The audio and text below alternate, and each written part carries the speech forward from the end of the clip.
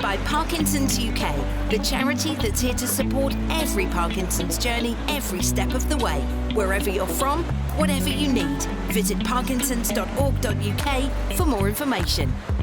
Hello there, a very warm welcome to this very special edition of Two Parks in a Pod, the podcast for people with Parkinson's by people with Parkinson's. I'm Dave, he's Kuan. Together we've had the dreaded Lurgan for 27 years. How you doing, Kuan? I'm doing very well, thanks, Dave. And yourself? Yeah, good, thanks. We've got a load of stats coming. Absolutely, completely up your street, this. You're a data man. I do like my numbers, yeah. So what's it about? We're going to try and answer the question, is Parkinson's on the rise, with our friends at Parkinson's UK. They've just released a report today, a research paper that's been published in the Movement Disorders Clinical Journal, I think they call it. People have been crunching numbers to try and help answer the question. We're going to try and help break it down for you today, because it's a bit of a complex picture. In the stats, it seems to appear that the number of people with Parkinson's has increased. They've also headlined it, Parkinson's UK, in their news release. The UK is facing a Parkinson's diagnosis crisis, with people waiting up to 5 years to get diagnosed with Parkies. Sounds outrageous. Let's meet the people who are going to talk us through it. Hi everyone, I'm Claire. I'm Associate Director of Research at Parkinson's UK. I'm James Jopling. I'm the Scotland Director of Parkinson's UK.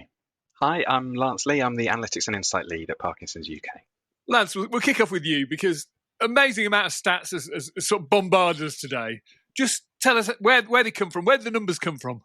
Sure, yeah, thanks, Dave. So obviously, understanding the number of people with Parkinson's, the number of people newly diagnosed, is a hugely important set of statistics for the charity, but also for lots of organisations supporting people with Parkinson's in the UK. So we were keen to update our previous estimates that we'd been using for getting on for a decade. So we did a study together with some academic partners about 10 years ago, using data from 2015, that looked at GP records, essentially. So we were able to get access to some anonymized data. So all of the identifiable personal information from patients was removed. And we were able to use about 5 million records at that time to identify people who had Parkinson's on their GP record, essentially. And that was what our previous estimates were based on. What's happened in the 10 years since is that the amount of data available from that data source, which comes from an organization called CPRD, has increased enormously. So we've now got over 18 million people in the UK whose records we can access and analyse. But that wasn't enough for us. We wanted to go a bit further because we know that GP records unfortunately aren't 100% accurate, and we didn't want to miss anybody. So what we did this time was, as well as using the GP records, we got access to the hospital admissions records. So if someone has been identified as having Parkinson's when they were admitted to hospital, we were able to add them to our list if they didn't have Parkinson's on their GP record. And then the third thing that we did to identify people with Parkinson's was to look for people who were on a dopamine therapy, levodopa predominantly, and who didn't have any other explanation for that, again, on their GP record. And we looked at the dosage, how long they've been on the drugs for, lots of other factors, demographic factors, symptoms that have been recorded, tremor, those sorts of things. And we built a simple statistical model, which I definitely won't need to go into today. But essentially what it did was say, we think this is very likely to be a person with Parkinson's. And when the model said that, we added them to our total. So that's how we've been able to come up with what we believe are now much more accurate and comprehensive estimates than were possible before. How on earth did you crunch so much data? It's been a long project, I have to say. There's a huge team behind the scenes, and there's a number of study authors, and we've had to bring together a team with lots of different skills, clinicians, researchers. We've got a GP on our kind of author team, as well as data analysts working at the charity as part of my team. To get all of the coding, so many different coding systems in the health databases, and a huge amount of data needing to be analysed. So it's taken some time, but we wanted to do a thorough job, obviously, and I think that's what we've done. I think you've involved people with Parkinson's in this exercise as well, haven't you? Yes, absolutely. So what we've done is, as part of the plans for the launch and the communication surrounding the publication of the paper, we've pulled together a group of people with Parkinson's, led by Claire and James, to review all of the findings and guide us on how to share those with the community, and what to say and what not to say, and how to say. Okay. So drum roll, please. What's the answer? Is Parkinson's on the rise or not? Yes and no is the rather disappointing answer to that. the numbers of people with Parkinson's, the numbers of people living with Parkinson's are growing in the UK. Our study shows that very clearly. This is due to the growing older population in the UK. So the actual rate of Parkinson's, which is one of the measures which we use to compare different conditions, for example, in research, was relatively flat for a long period of time. This study has enabled us to look back over the last 20 years. And what we see is that out of every 100,000 people in the UK over that period of time, about 240 or so would be people with Parkinson's. And that was very consistent and very flat and very predictable trend. But of course, as there are more people and more people are living longer, that means that the absolute numbers of people do still continue to increase, and therefore Parkinson's is on the rise. Claire, what were the nuggets as far as you're concerned? I think one of the really exciting things for me in this new prevalence study is that we've not just looked at how many people in the UK have Parkinson's, we've also done some work to look at how it varies between different demographics of the population. So are people of different ethnicities, for example, more or less likely to get Parkinson's? And also if you're living rurally or in a city, different parts of the UK, and also socioeconomic. So if you live in a deprived area, are you more likely to get Parkinson's or less likely? And some of those findings, I think, are really interesting and novel. So, for example, we saw that actually there were quite stark differences between different ethnic groups. We can't explain those differences with this data, but it points us in a direction of, we don't know enough about Parkinson's in people who are not white. Basically, all the research that's been done to date, or the vast majority, has been done in European, white, Caucasian populations. And that means there's so much we don't understand about Parkinson's in other ethnic groups. And the same could be said, I think, as well for the socioeconomic groups. We've primarily involved people who come from relatively wealthy backgrounds, and we don't know enough about Parkinson's in the broader population. Given all those stats you had there, who's most likely to get Parkinson's then? So the data, Lance will correct. Maybe Lance should answer this question. Actually, would you like to answer it, Lance? Who's likely to get Parkinson's out of the cohort you've done? So we've known for a long time, and the study confirms it, but it's nothing new, that it's older people and to some extent men more than women, so a ratio of about 3 to 2 for men to women on average overall. What we found in this study is that actually white British is one of the ethnic groups with one of the highest prevalence rates. There is one group with a higher rate, which is Asian Pakistanis, which is 14% higher than white British. And what we found, which confirms other research that's been done, is that there was a significantly lower prevalence rate for people of Asian Chinese background, which is one of the things we hope to confirm with this study, and it does confirm that. And also people of black backgrounds, whether that's black African, black Caribbean, or other black backgrounds.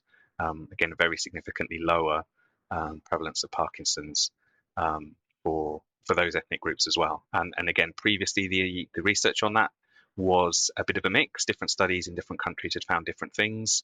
And we've found a really, really clear and strong result backed up by huge volume of data here that shows that maybe between a quarter and a third lower prevalence of Parkinson's amongst those groups, both Asian Chinese and the black ethnic groups, which is really important for future research.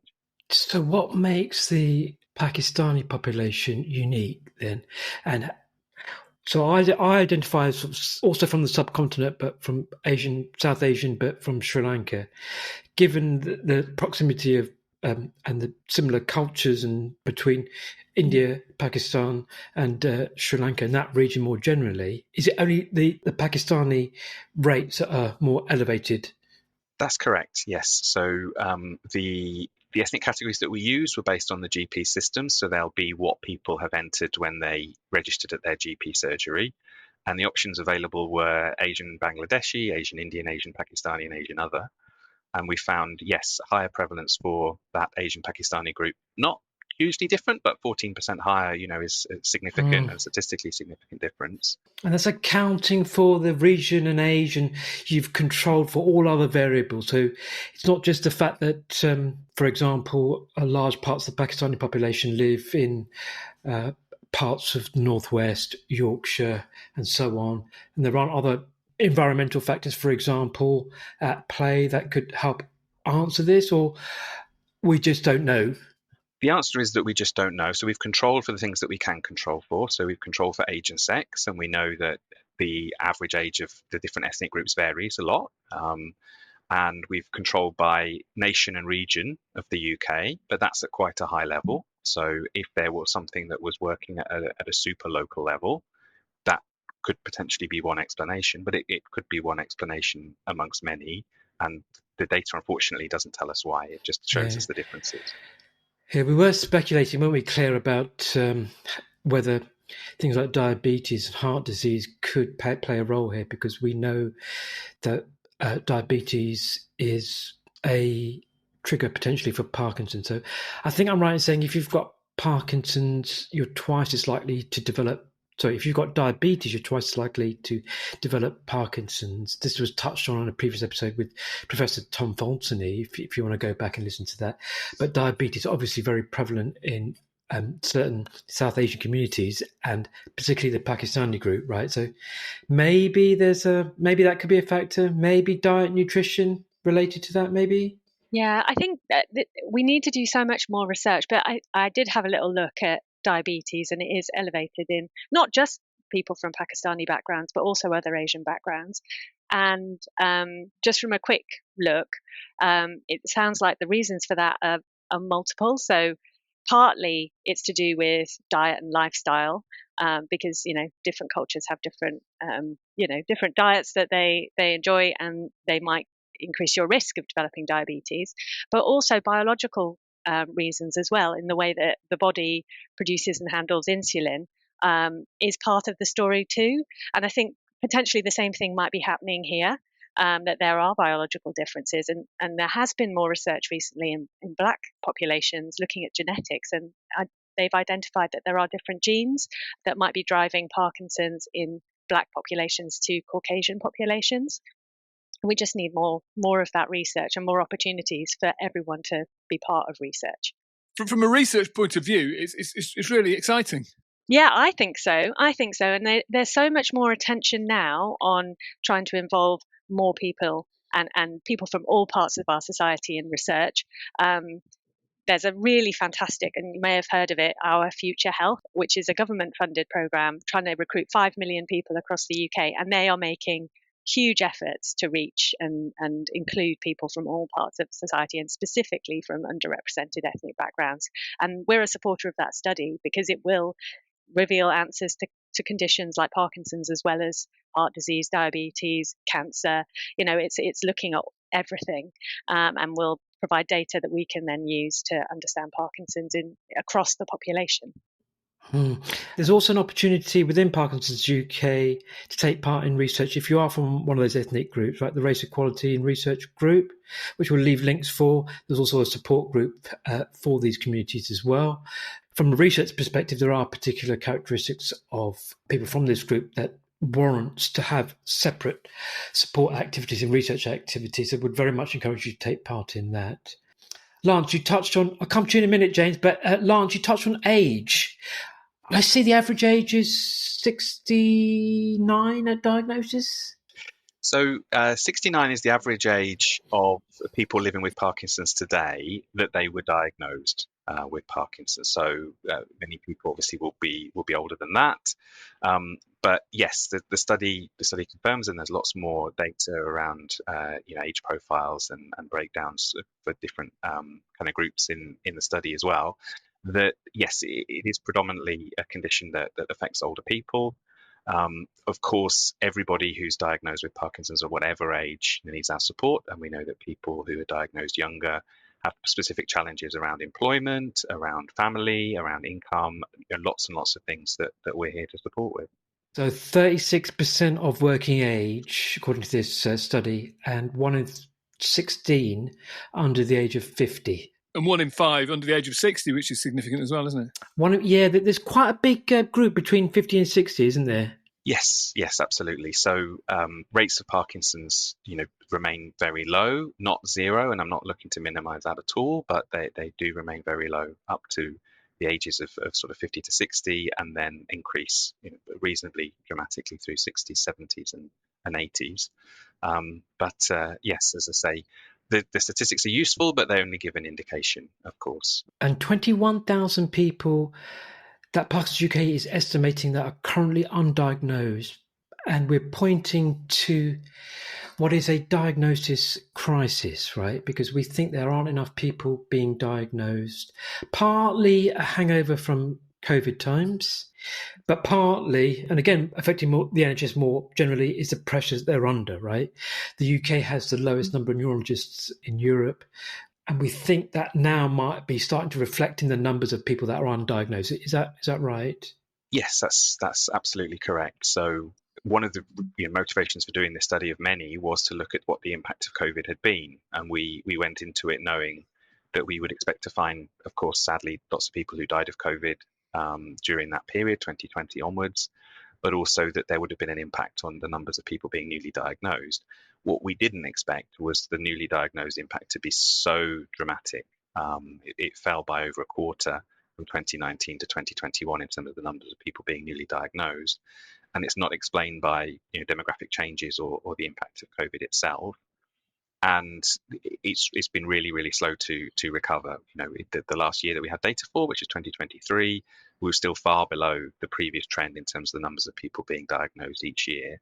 And that's why we're really concerned about this apparent backlog of people, without access to support, without access to medication, who are lost in the system waiting for a diagnosis.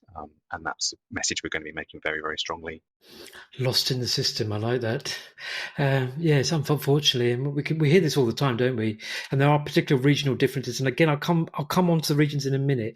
But just to close off the numbers and the big groups, as well as the 21,000 people that you're estimating are undiagnosed, there's also a separate group of 28,000 people that have a type of Parkinson's, but not the standard garden variety Parkinson's, the I can never say this word, the isms, right? And maybe Claire, can you just briefly explain what the isms are? Because we're talking about conditions like Lewy Body Dementia, multiple system atrophy, and PSP, and that's where I stop. But hopefully you can take over and explain a little bit about those conditions. Yeah, absolutely. So these are conditions that have many symptoms in common with Parkinson's, but that are different in some way, and they might be different in a biological way. So the treatments for Parkinson's don't work effectively for people with Parkinsonisms, or they might be like Parkinson's plus other things. So in this situation with Lewy body dementias, people will have symptoms of Parkinson's, so movement symptoms, and they will also have cognitive problems, so a form of dementia. So it's a bit of a double whammy. And what we've seen in the study that Lance and the team have done is that the numbers of people with pretty much all of the Parkinsonisms has increased quite dramatically over the last 20 years. But we don't think, or we're not really sure, but we don't really think it's because numbers of people with those conditions is actually increasing, but more that we're getting better, and neurologists and doctors are getting better at identifying them more quickly. Because imaging technology has got better, hasn't it? Absolutely. And previously, lots of people, and we saw this from the Parkinson's UK Brain Bank, we'd see that people had Parkinson's on their diagnosis, but when their brains were donated to the Parkinson's UK Brain Bank, they could see that actually they had one of these more potentially difficult, challenging, and aggressive forms of the condition, Parkinsonism, and that hadn't been picked up during their lifetime, unfortunately. So hopefully it's actually a good news story in lots of ways, because once they're diagnosed properly, people can get more tailored support and treatment. James, what's the situation looking like in Scotland from these stats? Well, I think it was a surprise to Lance and the other co-authors of the study that we've seen in 2023 that the prevalence rate of Parkinson's in Scotland was 14% lower than in England. And that is a significant drop. Scotland's rate used to be a lot closer to England and Wales before COVID. Some of the reasons we think, or the study indicates that lie behind that, are things we've already discussed. So we know, or the study suggests certainly, that there's a slower recovery of NHS services because the rate of new diagnosis increased across 4 nations post-2020, but in Scotland that stalled in 2023. So that rate of new diagnosis has remained lower in Scotland for the last few years. So that suggests to us that NHS services have been slower to recover. And that critical difference in the point of the study, which is what we're looking at in this data, is people diagnosed, not people with. So we don't think there's likely to be underlying reasons about why being a person in Scotland means you're less likely to be diagnosed or have Parkinson's. And it points much more to what the challenges people might face in terms of getting that diagnosis, and how that happens here and how that might be different. Because, you'll know already, of course, the NHS is a different entity in Scotland. New drugs are approved or not approved differently in Scotland. Benefits are different in Scotland. Remote and rural communities face real challenges in Scotland. So there's a lot of factors at play about being a person with Parkinson's in Scotland, which are slightly different to the rest of the UK anyway. Yeah. So, you're on the ground a lot. You go around to a lot of the local branches and so on. Does that tally with what you're hearing there? Long waits are more acute in Scotland than they are, say, in England? Not across the board. And obviously a lot of this is anecdotal, but a real life example I can give you is in NHS Ayrshire and Arran. That's a part of the kind of southwest of Scotland. So currently there is one specialist in medicines for older people who has returned from retirement, works 2 days a week, has a patient load of about 880 patients. 1 day a week is spent diagnosing new patients. So both if you're waiting to see that person because you already have Parkinson's, or you are someone who your GP thinks might have Parkinson's, your ability to access that service is pretty limited. And their challenge is in recruiting geriatrician. There's not a lack of ambition from that health board to do it. It's that they haven't managed to find a person to fill that role. So that inevitably, and in examples like that, does create a backlog, does, as I'm sure you've talked about in the podcast before, sometimes lead people to seek private diagnosis because they get frustrated that they think something's wrong, but they're not being told what it is. We're seeing more and more of that, aren't we, Claire? You were saying the other day that, I don't know if it's a measure or just more anecdotal evidence, but a lot more people are seeking, at least initially, to get the diagnosis and then get handed off back to the NHS, right? Yeah, that is something that we're hearing a lot more. We've actually added a question when people join the Research Support Network. We ask them lots of questions, and one of them is, did you get a private diagnosis? And that, I think about 30% of people who are joining the Research 30%. Support Network are saying they sought a private diagnosis, which is shocking. And also we know that not everyone has the ability to do that, even if they want to, because it's a cost, and many people can't afford it. Yeah, Dave, you had a private diagnosis initially, didn't you? I did, yeah. I was they're saying a year to wait if I was waiting to see a neurologist. So I paid 400 quid or something to get to see a private neurologist and got diagnosed. Yeah, yippee! Thanks. Likewise, yeah, exactly. What was it? Rob Burley said he had a quote about having to pay money to get really bad news. Get the right? worst news of his life. Yeah, pay to get the worst news of his life. I went down the same road, but initially, after that, my appointments were quite regular, every sort of 6 months, maybe 9 months. But now, I think you're in the same boat as well, Dave. Right? Your appointments are more like a year, regular appointments anyway, standard appointments with your neurologist. My latest appointment was a year and a month. Yeah, between the last one. And that is in a London Centre of Excellence. So we've got sympathy for people that are out in the rural areas of Scotland that where resources are that much less. Yeah. Go on, James. Something else to add? Just on the issue of GPs, and again, there's something. What this study has done is ask us loads of questions rather than necessarily give us all the answers we might want. And I think it's possible one of the elements of this which might play out in Scotland. The welcome in COVID rise of video consults with your GP.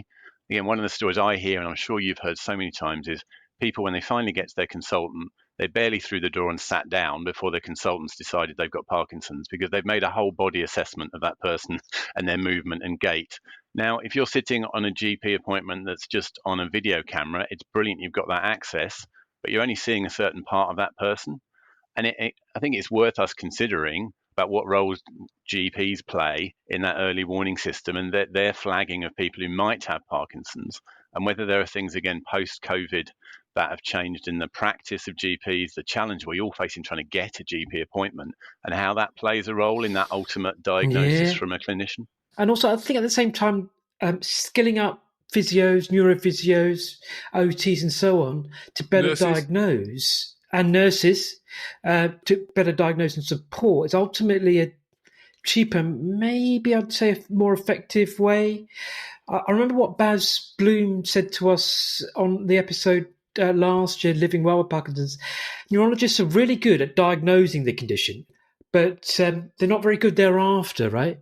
And that's him saying it, the movement disorder specialist in the world of Parkinson's.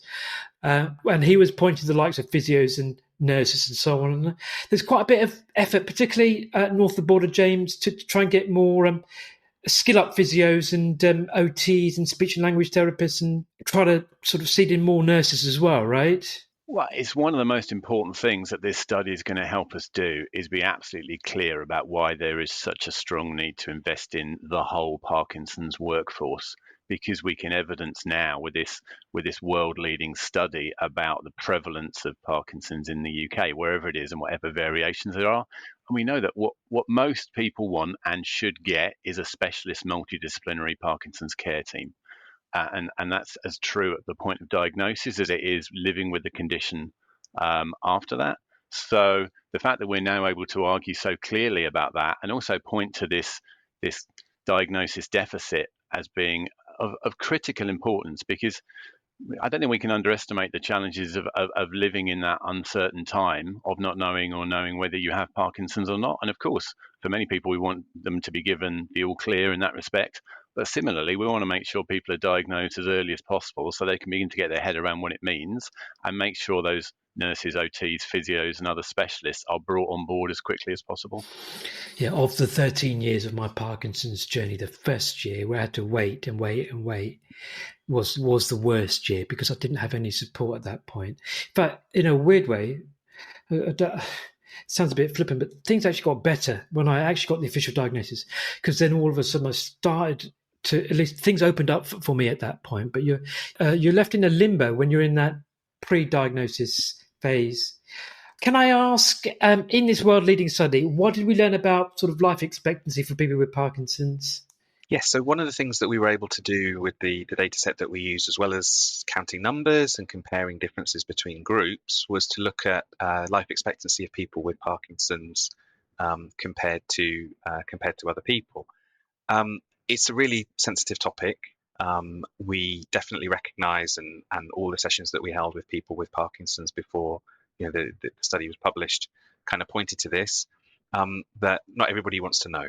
And so, in terms of this podcast, I appreciate there'll be people who might want to drop off at this point and skip it, because it's not information that everybody's necessarily ready for or wouldn't want to be confronted with. But yes, I can share what we found in terms of the study, which is that it massively varies by the age at which someone is when they're diagnosed. People who are diagnosed younger certainly live longer. Nonetheless, people with Parkinson's still don't live as long as other people of the same age who don't have Parkinson's. And so we want to be really clear with clinicians and with others that the advice that's being given to people, either when they're diagnosed or through the course of their Parkinson's journey, is not misleading. And we're concerned that in the past that misleading information has been given that might paint an unduly kind of optimistic picture. And I want to say in all of this, the study deals with a huge population, large numbers, big averages. Nobody's an average. That's the other thing, right? Right. So it's a very individual condition. We know there are so many symptoms of Parkinson's, and everybody's experience is different, and it's no different when it comes to this question of life expectancy. So we're not going to be publishing averages on our website or anything like that. There's more detail in the journal article for those who are interested. But what we do want to emphasize is that there are steps that people can take individually and with their multidisciplinary teams to protect themselves, and that this does not need to be inevitable, but also that this is very sadly this is the reality, and it's important for the research community, as I say, and clinicians as well, to know what the real situation is. Well put, because it is a delicate topic. A lot of the findings in the mortality stats in your study tallied with a paper that was produced last year by Baz Bloom called The Elephant in the Room, obviously looking at mortality. Generally speaking, the younger you are, the more risk of having premature death. But he also quite clearly went on to say what you've just said, that a lot of the reasons for death in Parkinson's are preventable.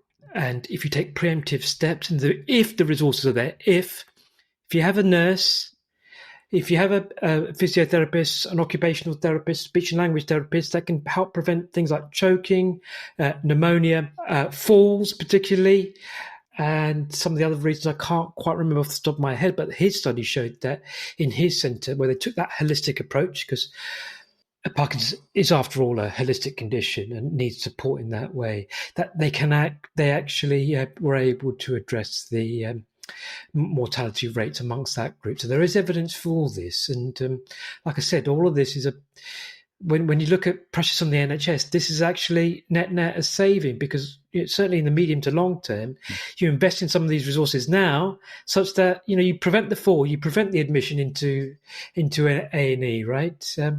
So it's important. You're right. It's delicate. You're right. Nobody's an average. So take it with a pinch of salt. All of this data you can look at different ways.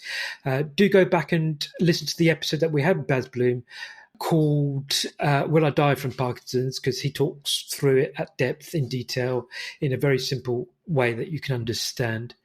Can we look at some of the other findings of your report? What about things like where you live? So does living in London make us more or less likely to get Parkinson's compared to living in Somerset or in the Hebrides, or rural versus urban? There was some distinction, wasn't there? Yes. So in addition to looking at comparisons across the nations, which obviously James has already touched on the situation in Scotland, we were able to look at people who were diagnosed in rural areas compared to urban areas. And what we found after we'd adjusted for the different age profiles, the different ethnic profiles, and we adjusted for all the other variables, was that there was 5% higher prevalence in the rural area compared to the urban area. So in the countryside, the coast, villages and towns, slightly more Parkinson's compared to in cities, even when we adjust for the other factors that we know are different between those areas. Age, particularly, I'm stereotyping here. South Coast, for example, a lot of older people. You factored for that, and even then. Exactly, yes. So we know that typically people will retire to the countryside or to the seaside very often, move out of cities, even younger when they're having families and so on. So there's a very dramatically different age profile between the two. But yes, we adjusted for that. We adjusted for ethnicity, where again, we find higher concentration of ethnic groups in cities compared to the countryside. And we've taken all of that into account, and what's left, obviously we can't take everything into account. So there's some other explanation here that we're not sure about or we're not aware of. But we do see a difference between slightly higher Parkinson's, as I say, in those countryside areas. James, can I ask you? There was this theory about smoking, and that potentially being a reason for explaining some of the trends in Scotland. Do you want to explain that? And judging by the look on your face, you're kind of dispelling that as a theory, are you? Well, I'm aware I have a Southern English accent, but having lived here half my life, I'm keen to not play to the stereotypes of drinking iron brew and eating deep fried Mars bars excessively. And I mean, one thing we do know about Parkinson's is unlike, and I have worked in other health kind of charities, it's not underpinned by health inequalities. So, the factors that might lead to diabetes, heart conditions, and cancer don't play out in Parkinson's. So it's not those things. I think amongst the elements and the factors we want to look at to try and understand better why that lower prevalence might happen in Scotland are, as we talked about, diagnosis and access to that, accuracy of diagnosis, environmental and lifestyle factors, and genuine prevalence. Like, are there either behaviours or things that are true only in Scotland, which are fueling that lower prevalence? I think, as I said earlier, it's really, the study is not designed to determine which of those factors might play a role. Claire can probably speak more accurately than I certainly can to whether we think smoking may be related or unrelated to prevalence of Parkinson's more generally. As to whether that plays a role in very recent years in Scotland, that's much more difficult to say.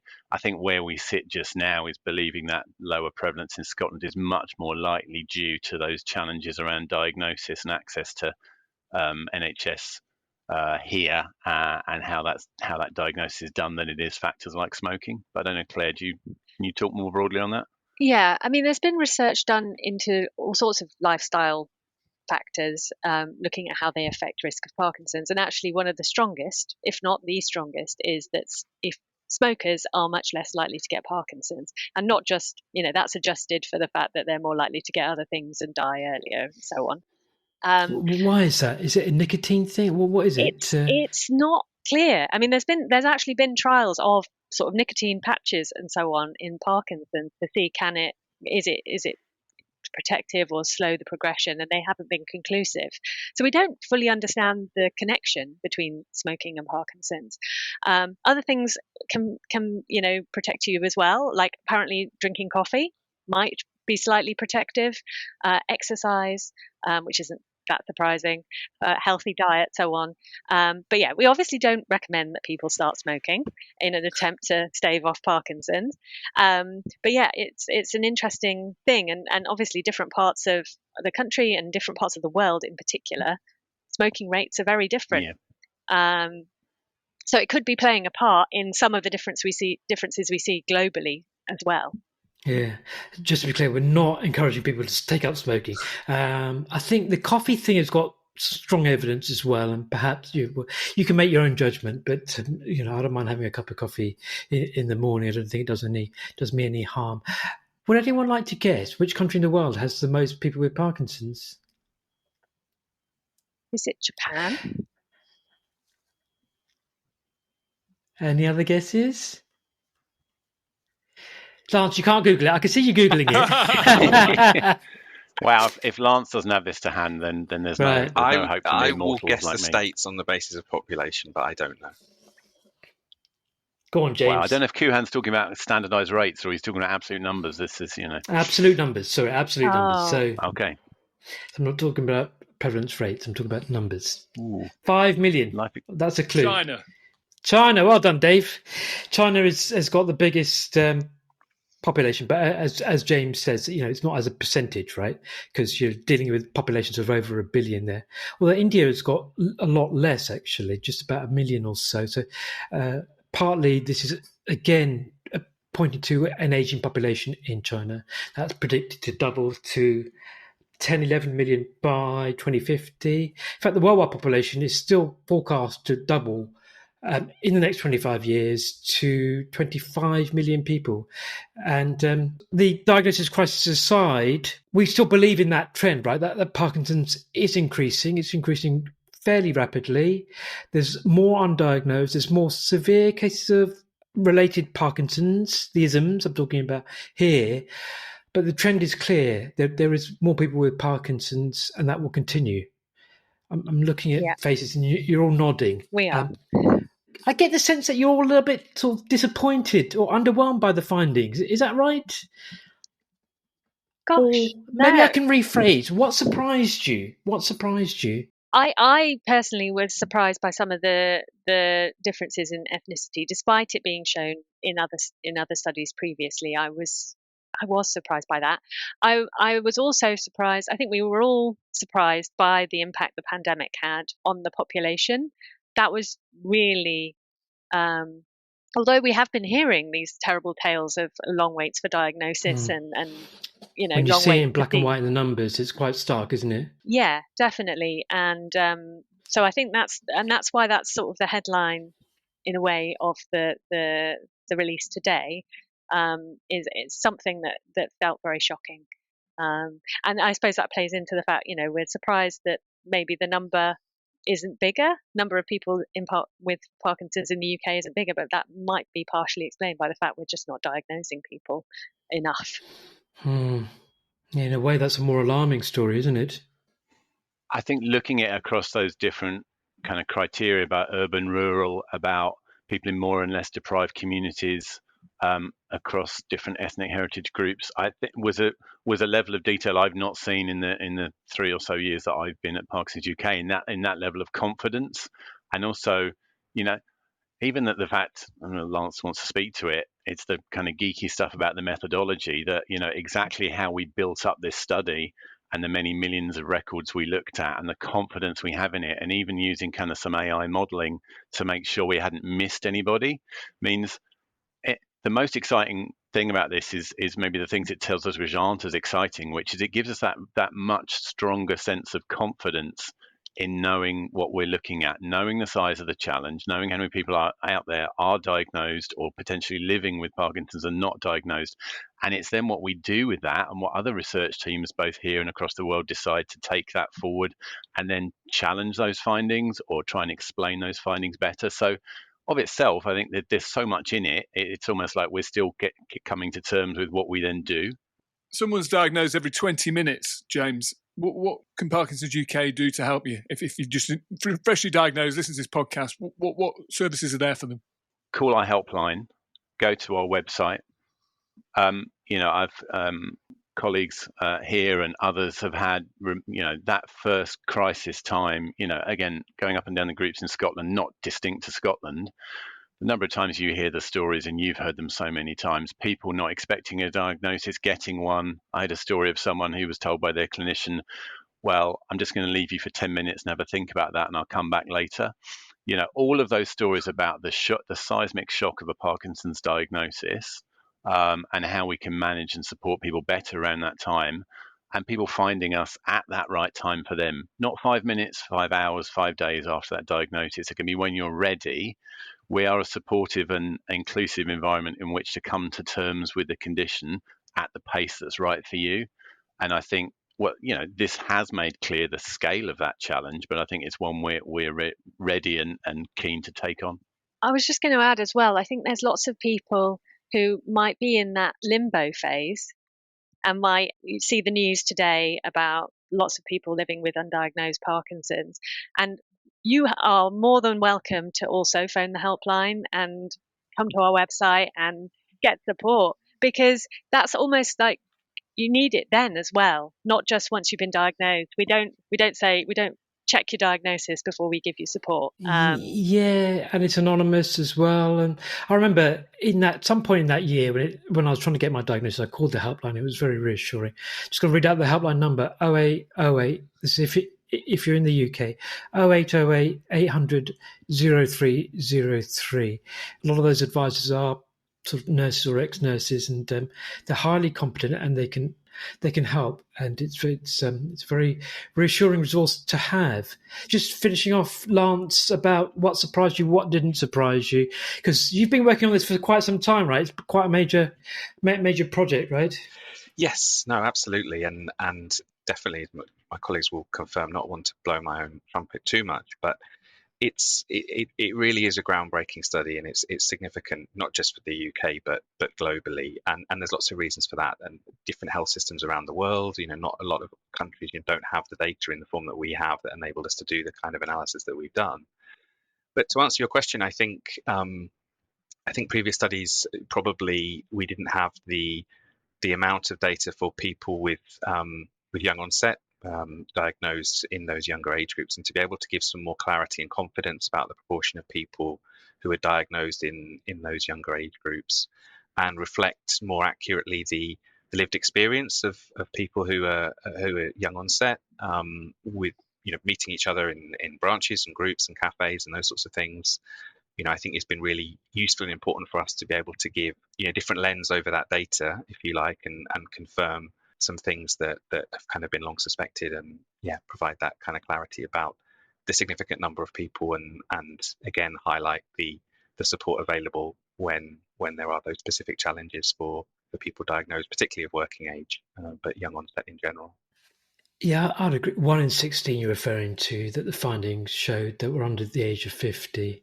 I'd agree, but there are more, and Dave and I were in this group, and the challenges they've got are very unique in terms of living, working, and the life that we carry out is just by definition different to people that are late onset.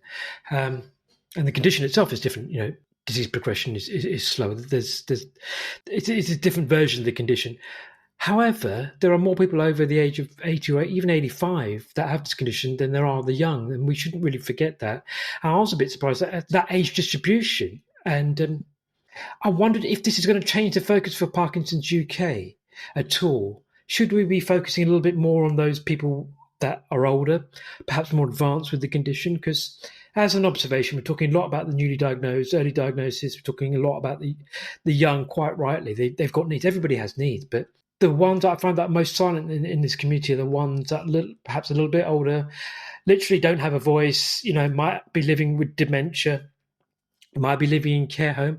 I saw a stat that suggested that 1 in 9 people with Parkinson's live in a care home. We don't really, by nature, by definition, we don't really hear from them. I wondered if any of these results, any of these findings, whether it's age or otherwise, it's going to change the strategy of Parkinson's UK. I can answer that one, or I can try. So we're actually coming to the end of a 5-year strategic period next year. So this study will be a really big part of how we think about the next strategy for Parkinson's UK.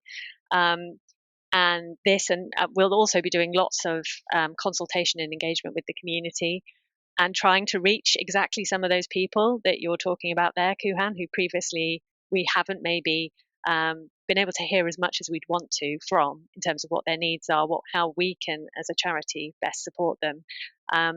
Because ultimately, we're here to support everybody who's living with Parkinson's. That won't change. But how we do it and what the specific needs and programs and services that are needed to support all those different groups and demographics of people is going to be a real big focus for next year. And I think there will be, I'm expecting there to be some changes and some major new areas that we sort of say, yeah, this is something we really urgently need to fix. I do not know what those are. That will be about listening to people living with Parkinson's and their loved ones and hearing what are the most important things that we can change to make an impact. Yeah, and just to add to that, I mean, from my experience of working in Scotland, one of the most challenging conversations I had in my time was with the partner of someone who had Parkinson's and Parkinson's-related dementia, who was in a care home, and the challenges that she and her husband faced in terms of managing the challenges of both of those conditions at once, and which specialists they were seeing when, and the interrelationship, and what was one thing and what was another. And it really brought home to me how significant those are. Claire's absolutely right to say we need to take stock of the study and work out which elements of that we might have a role to play in as a charity. But undoubtedly, you're right, Kuhan. I think the data points to the challenges of those older populations, and we need to make sure that everything we do from every group, branch, activity locally upwards is mindful of that population. And as you've said, of those people that maybe we don't see as often as the people we do. Yeah, well put. If people want to find out more, where can they go to? Come to the Parkinson's UK website, I'd say, and you can find statistics and a blog to explain the key findings from the study. And you can also, if you're really interested, find the scientific paper and look at all the data tables that Lance and his team have been making for months and months on end. Yeah, you're going to be quite geeky to get down to that level, but the research blog breaks it down quite nicely. So I'd encourage people to read that, and we'll leave links to all of this in the show notes. Fascinating, really fascinating. Lance, congratulations on this hard work. Well done. Well done, Lance. Well done. Thank you. Well done, all of you, actually. Team effort. It does seem like a team effort, right? You're bringing in the regions, you're bringing in different disciplines within the organisation, you're bringing in people with Parkinson's to consult with, and Can I just ask one final question? Lance, where do you stand about data privacy and things? There's always been this uproar about, people shouldn't be using my data, but you said from the beginning, it's all anonymized data, isn't it? And I don't think we can get to these sorts of trends without this sort of data being available, right? No, exactly. Of course, data privacy is paramount, and we absolutely, will respect that in all the work that we do. For this particular study, this is a data set that's made available by the NHS specifically for this type of research, not just for Parkinson's, but for lots of other conditions. And there are very many published studies that have moved on our understanding of different conditions, led to further researches and treatments as a result of being able to access this data. As I say, in terms of the individual patient data, it's completely anonymized. People are given a randomly assigned code number. It doesn't bear any resemblance to their NHS number. There's no name or address or anything like that. As I say, the surgeries themselves, the GP surgeries, we know in what region of the UK they are, but we don't know the exact location. So if you're registered with a remote surgery and you might be the only person with Parkinson's there, don't worry. We don't know, that you're the person with Parkinson's there. For example, it's privacy is paramount, and that's the first priority when it comes to doing this work. Great, thanks for suggesting that. Thanks for your time today, guys. Well done. Brilliant. Really informative. I've learned a lot more. Well done on the study. Well done on landing the message, and fantastic. Thank you all, Claire, Lance, and James. Great. Thanks for being gentle with us. Thank you. Thanks a lot. Cheers, guys. What do you make of that, Dave? I get confused by numbers, but they managed to spell it out very simply. Yeah, a lot of this it raises more questions than it answers, and the numbers are a little bit confusing. I like numbers, and it kind of just increases the sense of urgency, right? We need to be supporting people more. We need more healthcare professionals to support people diagnosed and support people with the condition, right? And we also need more people coming forward into research as well, because some of the particular demographic groups that were impacted, we don't know enough about, because there's not enough of them getting involved in research. So I would encourage people to get involved in research by signing up to the Research Support Network. I think it's called the RSN for Parkinson's UK. We'll leave a link again. So, someone getting diagnosed every 20 minutes really hits home with me as well, because I remember my diagnosis like it was yesterday. I think every day, every 20 minutes, someone getting diagnosed is quite shocking, isn't it? Yeah, exactly. So I feel for those people. I feel for those people massively. And they're waiting longer and longer by the sounds of it. Just frightening. 5 years it can take to get a diagnosis. That's horrendous, isn't it? In parts of the country. Yeah. In certain parts of the country, yeah. In others, it's a bit quicker. But yeah, it's certainly months. It's a long time without any kind of clarity, without any kind of support. So I think we need to step things up, is what I've taken from that. It reinforces the need not only to find a cure, but actually support people that are living with the condition, and people that are pre-diagnosed, maybe got an inkling of a diagnosis but haven't had it confirmed. That's the group that we feel for, because we've been there, and you can understand why people do go private, right? Well, that was quite sobering, Dave. Do you have anything to lighten the mood, by any chance? Funny enough, I do. Let's have a listen to this. People with Parkinson's do amazing things. A group of school friends have reunited to raise money for Parkinson's UK with a nude calendar. Diane Butler, 66. Nude calendar? Yeah, Diane Butler, 66 from Soham, led the effort to highlight a shortage of specialist nurses. Mrs. Butler's husband, Trevor, was diagnosed with Parkinson's 16 years ago. Among the volunteers getting their kit off is Julia Hatton, 66, who lives with Parkinson's. Wonderful. I've never heard of a nude calendar in Parkinson's, but hey, all for the cause and all that, exactly. Right? Kit off for the cause, yeah. People with Parkinson's do amazing things. Yes. Congratulations to all the Parkinson's dog walkers and their furry friends who've been taking part in walkies for Parkinson's. The sponsored dog walks have proved very popular this year, raised thousands of pounds for Parkinson's UK. People with Parkinson's do amazing things. Rob Jarvis sent us a message saying how important it is to have a sense of purpose when you have Parkinson's. Rob plays in a rock band called A Whole Lot of Parkinsons. You can hear them on YouTube. There's a link in the show notes. Very good they are too. A Whole Lot of Parkinson's, is that what it's called? Yeah, because Led Zepp's song, Whole Lot of Love. Right, okay, so play on Whole that. Lot of Parkinsons. I look forward to that. People with Parkinson's do amazing things.